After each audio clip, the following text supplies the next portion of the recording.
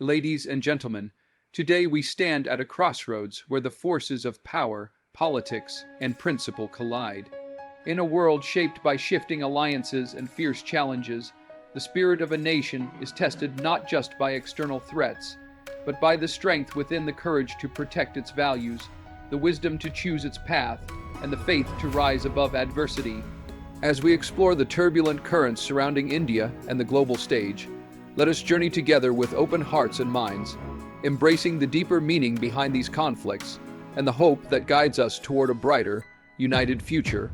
Recently, United States Senator Lindsey Graham made a controversial and provocative statement directed at India, along with China and Brazil.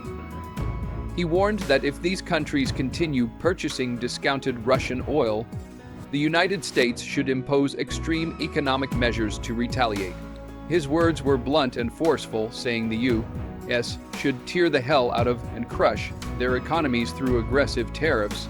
This statement was not a casual comment. It reflected a growing frustration in certain U.S.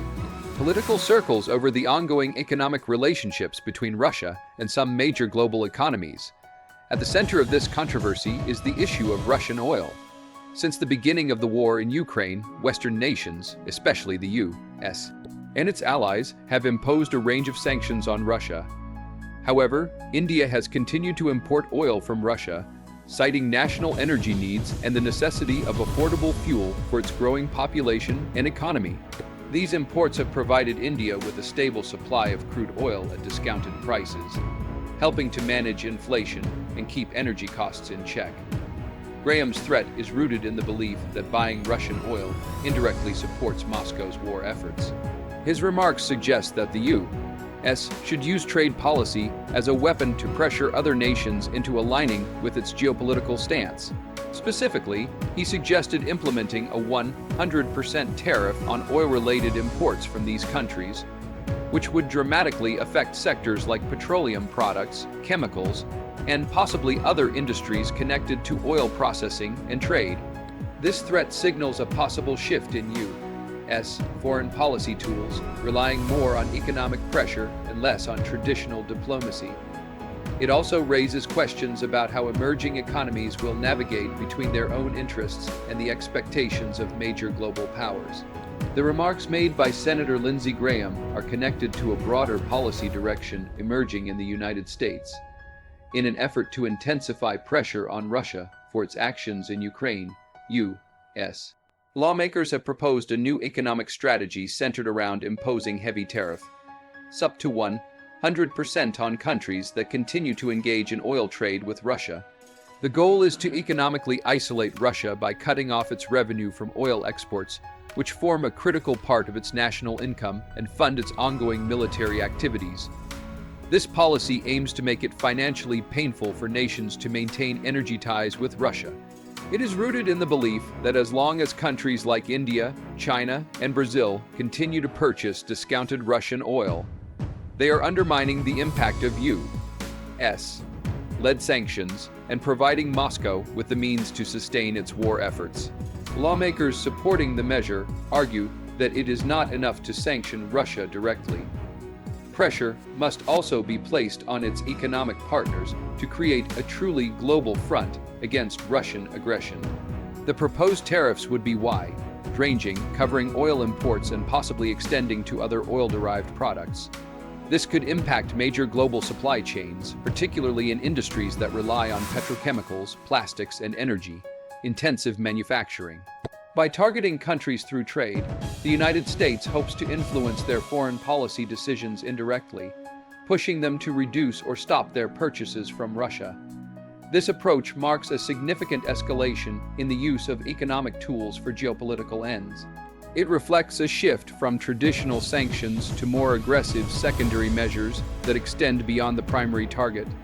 Such a policy, if enacted, would not only affect Russia, but could also create ripple effects across global markets and strain international relations.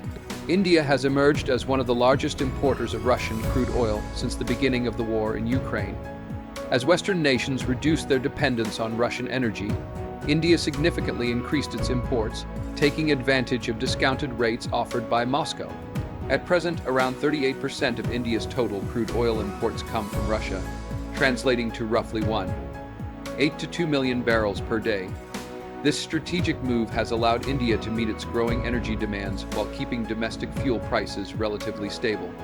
However, this increased reliance on Russian oil has placed India under international scrutiny, especially from the United States. Lawmakers like Senator Lindsey Graham argue that such purchases undermine the efforts of Western sanctions and provide financial support to Russia during its military campaign in Ukraine. As a result, India has been singled out as a major enabler of Russian oil revenues, putting its energy policy and economic choices in the geopolitical spotlight. India's decision to buy Russian oil is primarily based on economic need. As a developing nation with a massive population and rapidly expanding industries, affordable energy is essential to sustain growth, control inflation, and support job creation. Russian crude, often sold at lower prices than global benchmarks, presents a cost-effective solution for India's energy security. This arrangement has drawn criticism from those who see it as contradictory to the global effort to isolate Russia economically. With the proposed U.S. policy of heavy tariffs on nations buying Russian oil, India could face serious economic consequences if it continues on this path. The spotlight on India reflects a broader challenge faced by many developing countries, balancing national interests with external pressure from global powers that seek alignment on foreign policy matters through economic leverage. The rationale behind the aggressive stance taken by some U.S. lawmakers, particularly Senator Lindsey Graham, lies in the belief that continued oil purchases from Russia are indirectly funding its war against Ukraine. By labeling these transactions as blood money, the senator is drawing a direct connection between energy trade and military aggression. This framing suggests that every barrel of oil bought from Russia contributes to financing the weapons, logistics, and operations sustaining the conflict. From this perspective, countries that maintain strong energy ties with Russia are seen as complicit in undermining Western sanctions. The core argument is that sanctions alone cannot cripple Russia's war efforts if major economies continue to serve as alternative buyers for its most lucrative export, oil. Therefore, even if these countries are not involved in the conflict or aligned with Russia politically, their economic engagement is perceived as enabling the continuation of violence. This sentiment is especially strong in the United States, where there is a growing frustration that the effectiveness of sanctions is being diluted. Lawmakers argue that without broader international participation, sanctions become symbolic rather than strategic. The idea of calling these energy deals blood money is not just a moral judgment, but also a strategic tool to pressure countries into altering their behavior through guilt, public scrutiny, and potential economic retaliation. India, which has steadily increased its oil imports from Russia, is among the countries being directly accused of indirectly supporting the war. Despite India's neutral stance and explanation that these imports are necessary for domestic stability, the rhetoric from certain U.S. political circles has become more confrontational. They see financial transactions with Russia, especially for oil, as sustaining aggression and weakening the international community's efforts to end the conflict through economic means.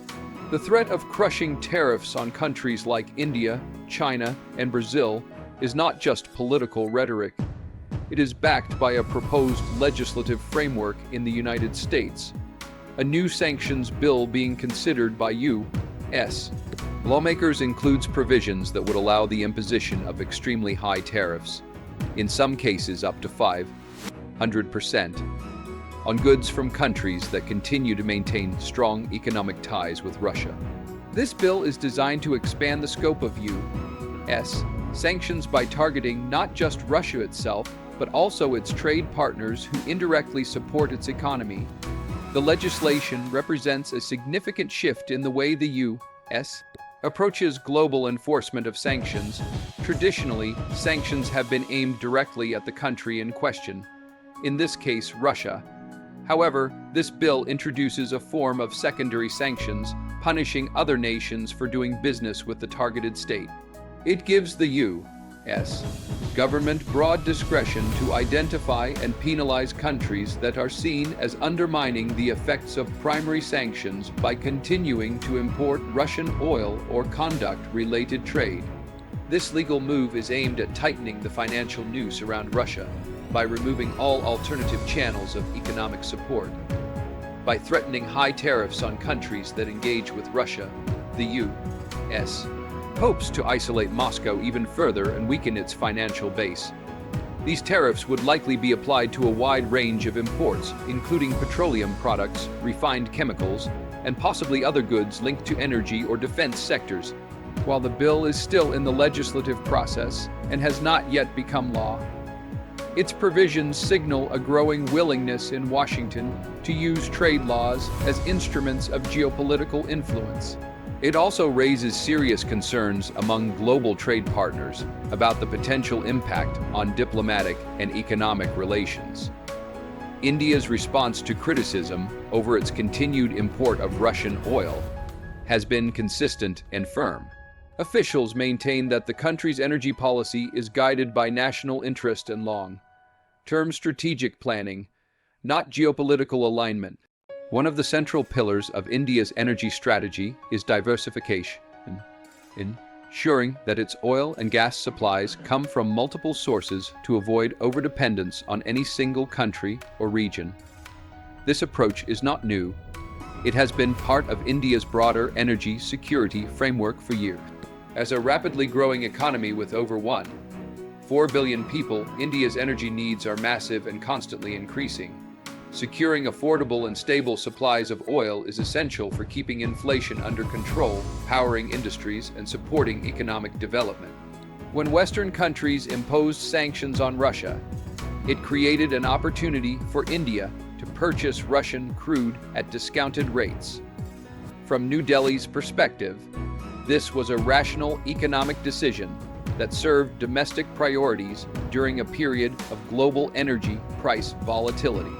Indian officials have repeatedly emphasized that their oil imports are based on competitive pricing and reliability of supply, not political considerations. They argue that energy procurement is an economic activity and should not be viewed through the lens of geopolitical loyalty or pressure. Furthermore, India has also increased its energy engagements with countries in the Middle East, Africa, and North America, reinforcing its commitment to a diversified energy basket. India has also stressed the importance of maintaining strategic autonomy in foreign policy. It does not wish to be drawn into power blocks or forced into choices that compromise its economic stability. While it supports dialogue and peace in global conflicts, India believes its energy decisions must reflect its own development goals and the needs of its people above all else. Despite recent tensions surrounding India's continued purchase of Russian oil, the economic relationship between the United States and India remains strong and deeply interconnected. Bilateral trade between the two countries has been steadily growing, reaching nearly $190 billion in 2023. This makes the United States one of India's largest trading partners and a key source of investment, technology, and innovation. The relationship spans across a wide range of sectors including defense, pharmaceuticals, agriculture, services, machinery, and chemicals. India exports a variety of goods to the United States such as textiles, gems and jewelry, IT services, and pharmaceuticals. In return, it imports high-end machinery, electronics, aircraft components, medical equipment, and energy-related products. U.S. companies have also made substantial investments in India's growing technology and startup ecosystems, while Indian firms have expanded operations in America, particularly in the fields of information, technology, engineering, and manufacturing. This interdependence has helped both economies create jobs, improve technological cooperation, and support strategic ties. In recent years, the U.S.-India partnership has also expanded in areas like clean energy, space exploration, and critical minerals, signaling a shift toward a more future-oriented economic relationship. The proposed tariffs and aggressive rhetoric around oil trade risk straining this delicate balance. Any disruption could have a ripple effect across industries, potentially affecting supply chains, market access, and investor confidence on both sides. While political disagreements may arise, especially in areas involving third-party nations like Russia, the foundation of economic cooperation between the U.S. and India is broad and deep. Maintaining and strengthening this relationship is in the interest of both countries, especially at a time when global economic stability is under pressure from geopolitical tensions, energy uncertainty, and shifting trade dynamics. In India, external pressure from powerful global actors has historically played a role in shaping internal economic policy. While such pressure is often viewed as intrusive or politically motivated, it has sometimes served as a catalyst for reform, particularly in sectors where liberalization was long overdue. One example of this dynamic was during the early 1990s economic crisis, when external financial institutions pushed India toward liberalization, which ultimately opened the door to rapid growth and modernization. Today, the possibility of high tariffs from the United States, especially over India's oil trade with Russia, is seen by some analysts and economists as a potential turning point. Though the threat is serious, it also brings focus to long-standing issues within India's trade and regulatory framework. For instance, sectors like automobiles, alcoholic beverages, and electronics still face high import duties and regulatory barriers.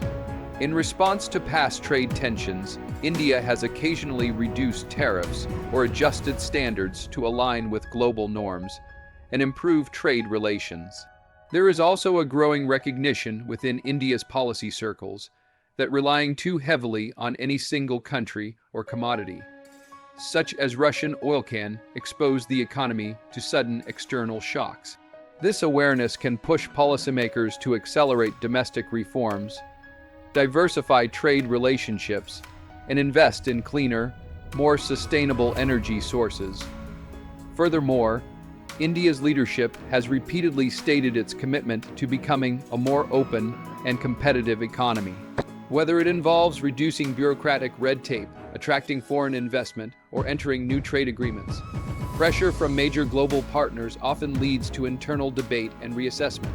While these reforms are driven by national interest, they are often timed in response to external challenges, which act as triggers for change rather than the sole reason for it. Across the international community, many analysts and foreign policy experts view the U.S. threat of imposing high tariffs on countries like India as part of a broader strategy to exert geopolitical influence. Rather than seeing these tariffs purely as trade enforcement tools, global observers increasingly interpret them as instruments of diplomatic pressure aimed at aligning other nations with U.S. foreign policy objectives. In this context, the proposed economic penalties are not just about oil or revenue. They represent a way for the United States to shape global alliances in a shifting geopolitical landscape.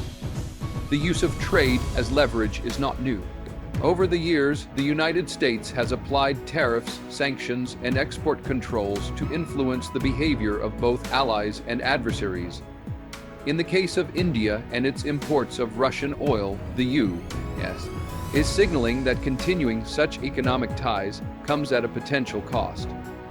This creates a dilemma for countries that prioritize strategic autonomy and do not wish to be drawn into great power rivalries. Free trade advocates and global economic commentators have raised concerns about this approach.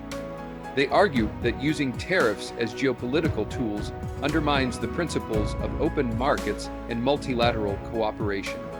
It also creates uncertainty in the global economy, especially for developing nations that rely on flexible trade arrangements to fuel their growth.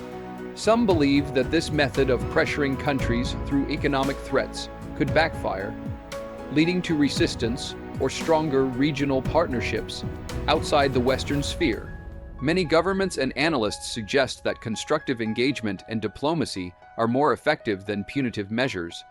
By framing trade decisions through a geopolitical lens, the U.S. risks alienating partners who may otherwise support its broader goals, but resist being coerced into compliance on specific international issues. The proposed sanctions bill that includes the threat of imposing up to 100% tariffs on countries importing Russian oil is still navigating the complex path of U.S. legislative approval.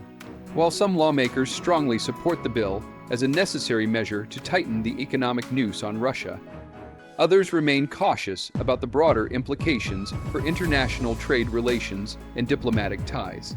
As a result, the bill's future remains uncertain, and it is far from guaranteed that it will become law in its current form. Passing such a bill requires navigating a range of political interests within Congress, where some members worry about the potential backlash from key trading partners like India, China, and Brazil. These countries are significant players in the global economy, and imposing punitive tariffs could provoke retaliatory measures, disrupt supply chains, and complicate diplomatic efforts on other fronts. Beyond the domestic political hurdles, there are significant international legal considerations. The World Trade Organization (WTO) has established rules governing tariffs and trade restrictions, designed to prevent discriminatory or punitive actions that unfairly target specific countries. Imposing extremely high tariffs specifically to punish countries for their trade choices could be challenged at the WTO as a violation of these rules. Such disputes can drag on for years, potentially undermining the effectiveness of the sanctions and exposing the U.S. to legal and diplomatic consequences. Furthermore, the global trade environment is already fragile due to ongoing geopolitical tensions, supply chain disruptions, and inflationary pressures. Introducing aggressive trade measures risks adding further instability and uncertainty, especially for emerging economies that depend heavily on global markets. These factors contribute to an atmosphere of uncertainty about whether the proposed tariffs will be implemented, and if they are, how effective or sustainable they will be in achieving their intended geopolitical goals. The threats to crush India's economy reflect a tense moment in global politics where economic power is wielded as a tool of influence. Yet, India's commitment to energy diversification, economic growth, and strategic autonomy remains unwavering. Challenges and pressures will come, but they also present opportunities to strengthen resilience, deepen partnerships, and innovate boldly. As we navigate these complexities, unity and resolve will define our path forward. Thank you all for listening. May courage and wisdom guide us through these times. Good luck to everyone striving for progress and peace in a challenging world.